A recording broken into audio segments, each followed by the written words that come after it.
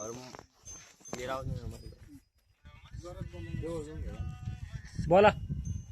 हा उपोषणचा उद्देश असा आहे, सदरील कॉन्ट्रॅक्टर काम करत असताना काम चुकीच्या पद्धतीनं चालू होतं.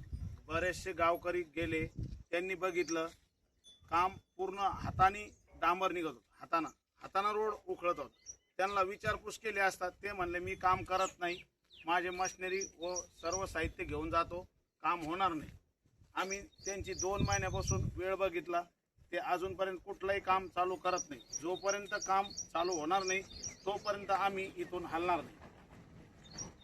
त्यांना कुठली अडचण आहे त्यांनी स्पष्ट करावं येऊन. त्याच पद्धतीनं आता निवेदन दिलेलं आहे, त्यांनी आम्हाला लेखी स्वरूपात कळावं.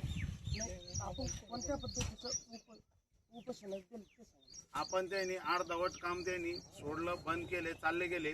यासाठी आम्ही जिल्हाधिकारी कार्यालय, बांधकाम विभाग, अतुलजी चव्हाण साहेब, तहसीलदार पैठण, बिडकीन पोलीस स्टेशन व आरोग्य विभाग यांना सर्वांना निवेदन देऊन उपोषणाची पुढील सुरुवात करत आहे.